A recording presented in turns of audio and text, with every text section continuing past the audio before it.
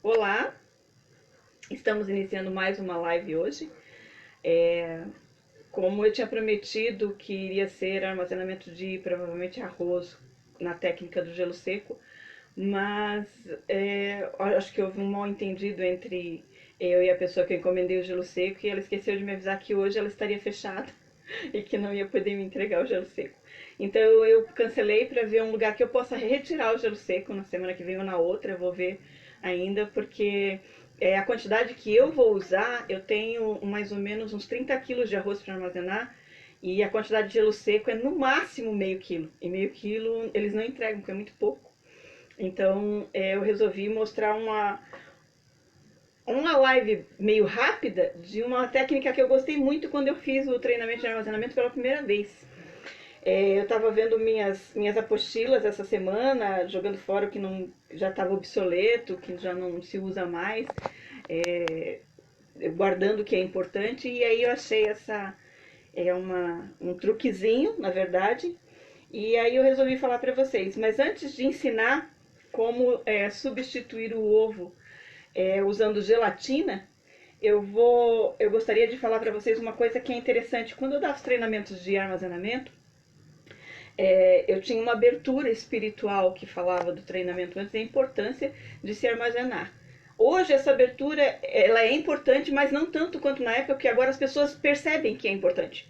Então não precisa ficar tentando convencer as pessoas de que é importante ter um armazenamento em casa para épocas de tempos difíceis.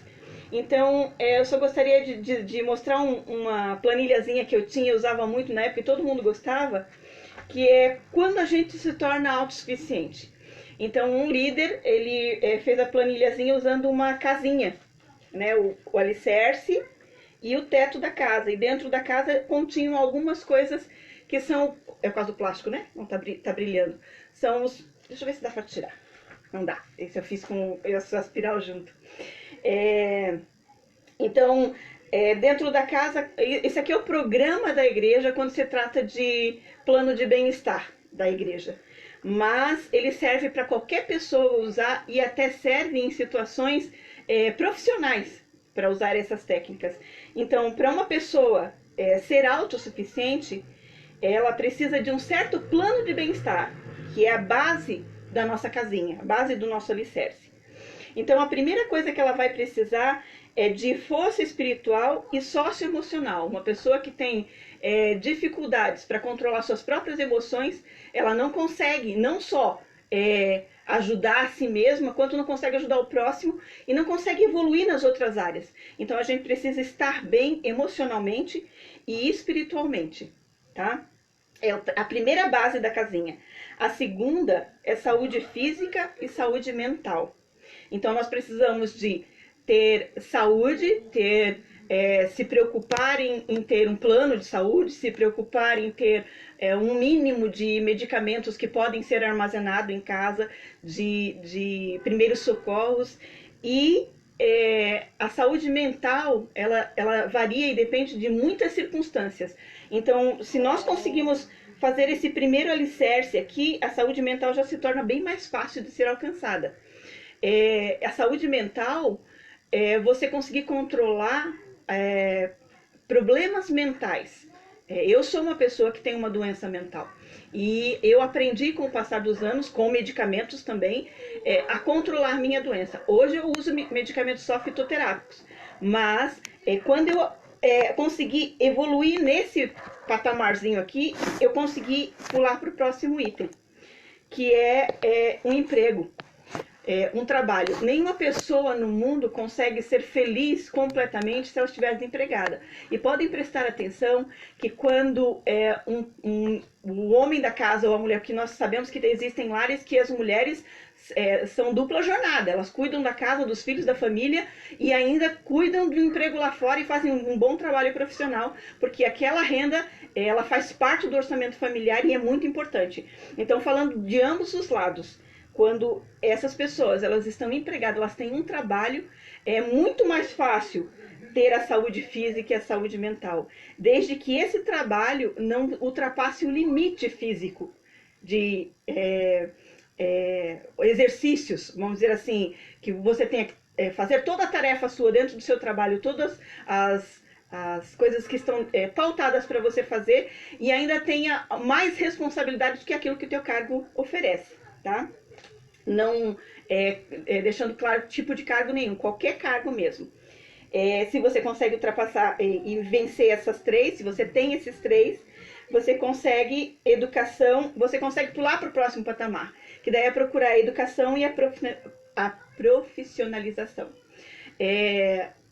Nós já percebemos, as pessoas que trabalham hoje, elas já perceberam que no nosso país você tem que ser multiuso. Aquele termo bombril, ele é bem válido nessa situação, porque você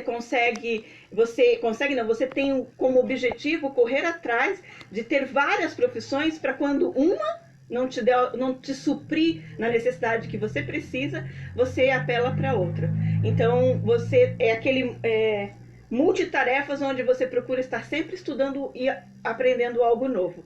Seja via o pai dos burros, o Google, ou seja via um dicionário, ou seja via YouTube pelos vídeos profissionalizantes, que tem muita coisa que a gente já consegue aprender através dos vídeos, ou seja realmente se inscrevendo num curso, indo fazer um curso onde você adquirir um diploma universitário.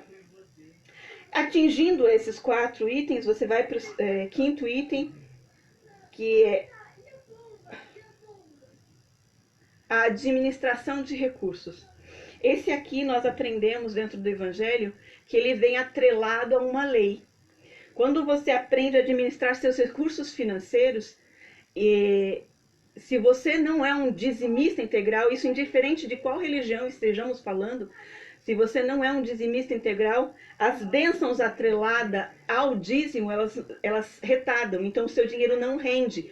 Por mais organizado que você seja nas finanças, sempre fica mais difícil guardar para uma poupança, ou guardar para umas férias especiais, ou para uma festa, um evento de família. Então, se você é um dizimista integral, essa administração de recursos na parte de finanças, ela se torna muito importante, porque por mais leigo que você seja no assunto de fazer um orçamento e viver dentro dele, viver com menos daquilo que você ganha para poder guardar para uma poupança, então o que vai acontecer? A partir do momento que você é um dizimista integral, você é abençoado com as bênçãos que vêm atreladas ao dízimo. Então você vai acabar aprendendo a viver dentro desses recursos e vai aprender a viver dentro de um orçamento. Cada um desses itens eu dei treinamento separadamente. E o último, que é o armazenamento doméstico. Então, se eu consigo fazer todas essas coisas, eu alcanço o objetivo de conseguir armazenar as coisas dentro do lar. Não só armazenar comida, que é uma das necessidades para que esses 2 primeiros itens aqui funcionem bem e a gente alcance eles de maneira positiva, de maneira integral. Então, o armazenamento ele se preenche não só na comida, mas na medicação, né, cobertores, lençóis, roupas íntimas, mordomias e por aí afora. Tem muita coisa. Às vezes você trabalha com uma determinada área, você precisa armazenar produtos daquela determinada área. Então, o armazenamento ele abrange muitas informações. Não é só eu sei armazenar arroz e sei guardar ele para ele durar bastante tempo. É mais do que isso, tá? E, enfim, quando você consegue atingir todos os itens dentro da casinha, você é uma pessoa autossuficiente. E era isso que eu queria passar para vocês hoje. E conforme vocês forem lembrando de alguma coisa do interesse de vocês, a gente pode estar falando sobre esses assuntos, para que o objetivo que nós estamos nessa terra aqui, que o Senhor espera de nós, é para que sejamos autossuficientes. Não só financeiramente, materialmente, mas sim também espiritualmente. A partir do momento que nós nos tornarmos autossuficientes em todas as áreas, nós estaremos prontos para fazer parte do plano do Senhor. E é por isso que nós estamos aqui. Então, hoje, eu estava pensando e achei bacana essa técnica. Como substituir o ovo por gelatina nas receitas. As receitas doces, elas são muito práticas para esse bolo, pudins, tortas. Funciona muito bem essa técnica. Então, você pode comprar da gelatina em pacotinho, tá? Dessa daqui. Não importa a marca, tá? Desde que seja a gelatina incolor. Que essa você consegue comprar nos mercados. São 2 pacotinhos no total de 24 gramas. Cada pacotinho tem 12 gramas. Perdão. Você pode comprar a gelatina em potinho em casas de festas e empresas como a Chocolândia, que vende produtos para festas, para doces, chocolates em geral, tá? Confeitaria, você consegue encontrar esse pote nesse tamanho, tem um tamanho maior, de meio quilo, tá? E uma coisa similar a essas duas gelatinas, mas ela não serve para substituir o ovo. Ela serve porque esse aqui é um truquezinho que depois no final eu vou falar para vocês, que é o agar-agar. Eu gosto muito do agar-agar. Ele também é uma base de gelatina, só que ele é diferente a composição dele. Depois eu explico a diferença e as vantagens de ter agar-agar em casa, tá? É uma gelatina bem mais concentrada, o agar-agar. Bom, vamos lá. Para fazer a receita de um ovo, para cada vez que você for fazer essa receita precisa de 3 ovos, então você vai repetir essa receita 3 vezes. Você vai usar, cada pacotinho desse vem 12 gramas e você precisa de 10 gramas. Então vai sobrar um pouquinho no pacote, tá? Deixa eu colocar, uma colher. Isso. Da gelatina é 1 colher de sopa. Dá pra ver? Quer que eu coloque mais perto? Aqui dá. Ela não tá muito baixa, mas também não tá muito alta, tá? 12 gramas. Perdão, 10 gramas. 1 colher de sopa de gelatina incolor. E 3 colheres de água fria. Deixa eu ver se eu não tô errando a receita aqui. Não, perdão. 2 colheres de água fria de sopa. Vê se você consegue. Isso. 1, 2. Essas 2 colheres é para hidratar a gelatina, tá? Ó, ela vai inchando e dilatando. Fica bem hidratada a gelatina. E agora eu vou usar a casinha da Sara aqui, que eu peguei a panelinha dela. Eu lavei, tá, gente? A panelinha da casinha dela, bem bonitinha. E água quente. 2 colheres de sopa.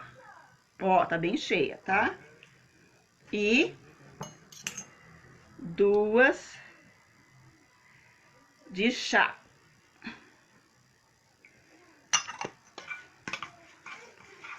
Aí ele vai virar uma geleinha. Essa textura aqui, pode ser mais quente a água, tá? Que ficou aqui, eu demorei um pouquinho falando. A água esfriou um pouquinho, ela tá quente, mas ela pode estar fervendo que não tem problema. Desde que você já tenha hidratado a gelatina antes. Esse grudezinho aqui, deixa eu só tirar essa bolinha aqui. Se acontecer isso, você pode colocar no fogo um pouquinho, para diluir um pouquinho mais. Esse meladinho aqui, você pode usar na sua receita. Se for 3 ovos na receita, você repete essa quantidade 3 vezes, tá ok? Pode voltar lá. Então, a parte da gelatina, que é muito simples, esse era o truquezinho que eu queria ensinar hoje pra vocês. Ou seja, para quem não tem necessidade, não queira armazenar ovos em quantidade, como eu mostrei na outra live, que é o armazenamento de ovo cru no cal virgem, então você pode, para algumas receitas doces, tortas, bolos, você pode sim armazenar a gelatina no pacotinho, porque a validade dela nesse pacotinho aqui eles colocaram 5 anos, mas eu tô com essa gelatina comigo desde 2005. Então, já faz um bom tempo que ela tá aqui, ela não estragou. 15 anos. Porque a gelatina, ela realmente tem uma durabilidade melhor e boa. Então, não tem tanto problema. Se a embalagem tá fechadinha, não entrou ar, nada, a gelatina vai estar em pozinho, não vai ter problema nenhum. Pode comprar no pote, ou pode comprar um pote de meio quilo, dependendo do quanto você quer substituir. É óbvio que a gelatina não serve só para isso. Esse é um truquezinho para substituir o ovo nas receitas, que eu achei um truque super legal. E uma outra vantagem é que para quem é alérgico a ovo, não tem nada a ver com ovo. Então, já dá para substituir tranquilo. E a outra vantagem é o cheiro de ovo. Claro que a gente sabe os truquezinhos de tirar a película do núcleo para poder tirar o cheiro, etc e tal, ou diminuir o cheiro, ou usar baunilha, que também ajuda a diminuir o cheiro, mas nesse caso, para quem é alérgico, é a melhor coisa porque não é um ovo. É definitivamente uma coisa substituindo o ovo, tá ok? Agora, para falar rapidinho para vocês, é sobre o agar-agar. O agar-agar, ele é uma gelatina um tanto mais concentrada. Vocês já viram aquela torta de morango que a gente vê na padaria, que tem um brilho em cima do morango? Um creme bem transparente, vermelho em cima do morango? que deixa a gente com água na boca? Pois é, aquele creme não é gelatina. Aquele creme é o agar-agar. Por quê? O agar-agar, quando você segue a receita do potinho, compre e sigam a receita para você ver. É o agar-agar com corante vermelho, tá? Algumas pessoas gostam do rosa, algumas pessoas gostam do vermelho. Para aquela torta é melhor o corante vermelho. E você faz a receita do agar-agar usando a regra do pote, tá? Para diluir, para que ele possa gelidificar mais rápido. E enquanto você está montando os morangos em cima da torta do morango, o agar-agar já está começando a esfriar. Quando ele esfria completamente, ele fica duro, você tem que aquecer novamente para poder usar. Então você tem que ser prática. Termina de montar os morangos, se você não for enrolado e terminar de montar os morangos na torta rapidinho, dá tempo, ele vai estar morno o suficiente para não cozinhar os morangos. E você joga com cuidado em cima da torta. Enquanto você está jogando, ele já vai gelidificando. Então fica realmente uma camada de gelatina em cima. Mas a velocidade de gelar o agar-agar é muito mais rápido e não precisa da geladeira. Tá? Ele gela com a temperatura ambiente. Por isso que ele é uma gelatina mais concentrada. Que era um truquezinho que eu queria ensinar para vocês. E a última coisa que eu gostaria de falar para vocês hoje é que meu esposo, ele comprou essa semana esse aqui. A gente sempre fala sobre armazenar peixe, carnes, frangos em técnicas de pasteurização. É uma técnica que eu ainda não ensinei na prática aqui, mas eu vou ensinar logo logo. Estamos programando e nos organizando para isso. Mas esse peixe aqui, ele é atum. Atum nessa embalagem de alumínio. É um peixe que você pode armazenar, sim, se você comprar fresco e armazenar na técnica da pasteurização. Mas, levando em consideração que eu queria mostrar para vocês, é o custo-benefício. Essa embalagem aqui já vem com determinação de fábrica de 2 anos de validade. Então eu não preciso me preocupar. Se a embalagem estiver intacta e dessa forma, sem rasura, sem estar entrando ar, sem estar vazando nada, tá perfeito, não vai estragar esse peixe. Na técnica da pasteurização, é o produto que mais gasta gás na hora de pasteurizar, porque ele, em vez de ficar como a carne 50 minutos, 30 minutos, dependendo da panela de pressão que você tenha, ele vai ficar 1h30 no mínimo, dependendo da panela. A panela que é mais eficiente que aquela de 22 litros é 1h30, qualquer tipo de peixe. Então, compensa muito. Se você gosta de atum e gosta um pouquinho menos de sardinha, para substituir a sardinha, que esse aqui já vem limpinho. Você não precisa limpar as escamazinhas e a espinhazinha que vem na sardinha. Porque na lata de sardinha vem umas escamazinhas, a sardinha vem inteira lá dentro, só não tem a cabeça. Então você tem que limpar, dá um certo trabalho. E o cheiro dela é mais forte do que esse. Para quem gosta de sardinha que nem eu, não importa o cheiro. Mas os dois são técnicas ótimas para se armazenar, onde a própria validade do produto que vem do mercado já é o suficiente para você armazenar por bastante tempo. O bacana desse produto aqui é que aquele ali você consegue armazenar por 2 anos. Eu não fiz o teste se dá para armazenar mais tempo, mas eu acredito que sim, que tem uma margem de segurança. No nosso país, a Anvisa, o Ministério da Saúde, ele cobra uma lei de todas as empresas que trabalham com comida nesse sentido. Quando abri meu MEI, eu recebi uma carta de um monte de regras da Anvisa que eu tinha que seguir, porque eu estava abrindo uma empresa baseada em alimentação. No meu caso, era pasteurização, armazenamento, né? E uma empresa que abriu, eu tive que trocar os objetivos da empresa porque não teve saída como eu esperava que fosse acontecer. Então eu trabalho hoje com bolos e coisas na mesma empresa, eu só troquei o título e o objetivo da empresa. Mas o que eu queria mostrar para vocês é que todos os enlatados, em geral, as empresas colocam uma validade. Essa aqui está com validade de 4 anos. Mas essa latinha, se ela tiver assim, sem ferrugem, limpa, sem umidade, sem nada, você olha para a lata, ela tá uma lata nova, você vê que não tem deterioração do tempo, então significa que o produto lá dentro sim está bom. Mesmo que tenha passado da data de validade. Por que que isso ocorre? Por que que a empresa já não coloca, vale por 15 anos esse produto aqui?